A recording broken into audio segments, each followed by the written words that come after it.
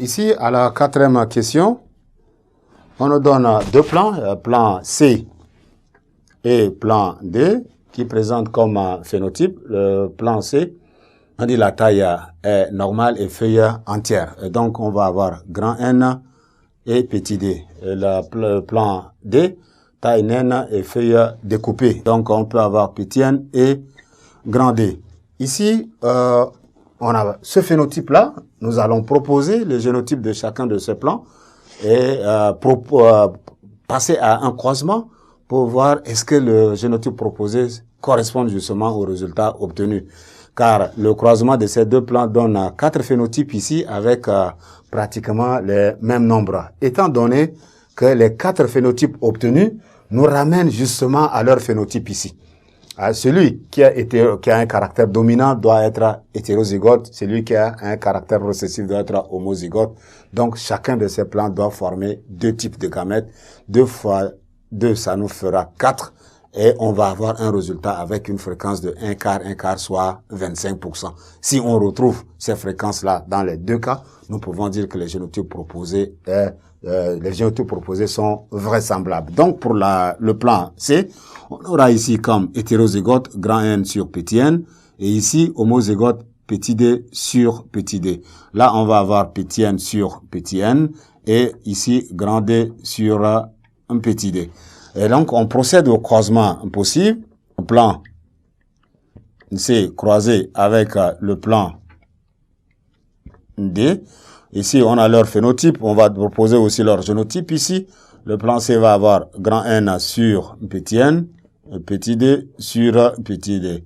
Là, on va avoir petit n sur petit n et grand D sur petit d. Chacun va former 2 types de gamètes. On aura ici grand N petit d, petit n, petit d.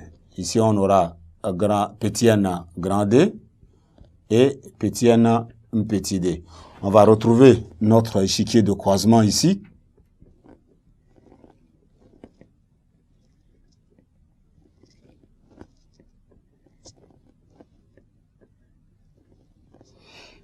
Ce sont des individus de la 2e génération, donc ils vont nous fournir une 3e génération. Et donc, on aura ici F2, là aussi F2. Grand N, petit d, petit n, petit d. Ici, on aura petit n, grand D et petit n, petit d. On aura ici dans le tableau grand N, petit n, grand D, petit d. Ici, on aura petit n, grand D, petit d. Ici, on aura petit n sur petit n, petit d sur petit d. Et enfin, on a grand N sur petit n et petit d sur petit d. On trouve ici 4 individus différents dont les fréquences vont nous ramener.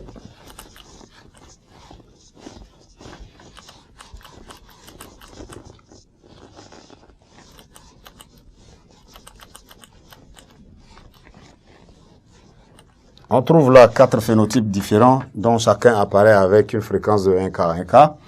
Là, on a 1 sur 4 de grand N, grand D, ce qui nous donne 25%. On a aussi 1 sur 4 grand N, petit d, ce qui nous donne aussi 25%. On a là aussi 1 sur 4 petit n, grand D, ce qui nous donne 25%. Et enfin, on a 1 sur 4 petit n, petit d, ce qui nous donne aussi 25%. On va réaliser l'analyse statistique.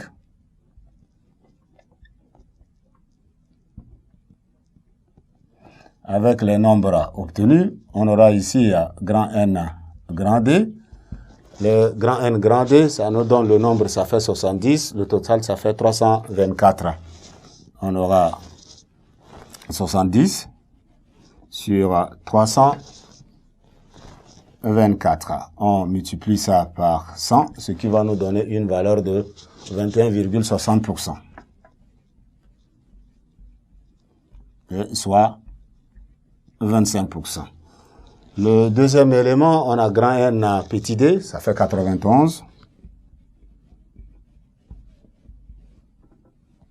Divisé par 324, multiplié par 100, ce qui nous donne une valeur de 28,08%.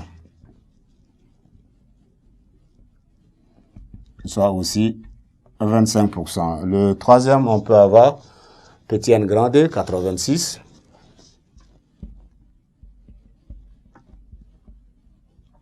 Sur le total, 326 fois 100.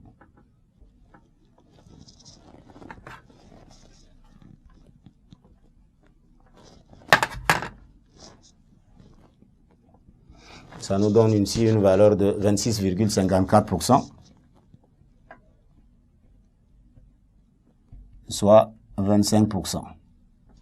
Et enfin, on a petit n, un petit d qui nous donne un nombre de 77 sur 324, écrit 26, sur 324.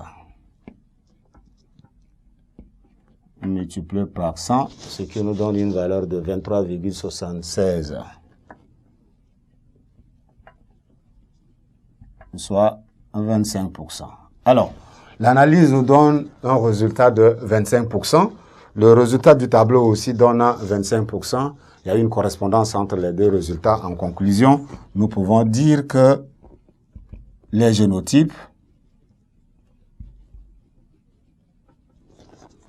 des plans C et D proposés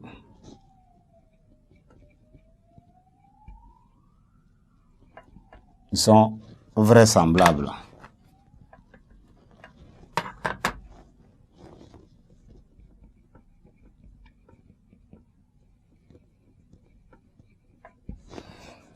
Ainsi prend fin la correction de bac 2017. Je vous remercie pour votre aimable attention et on se retrouve pour un autre sujet de bac. Je vous remercie.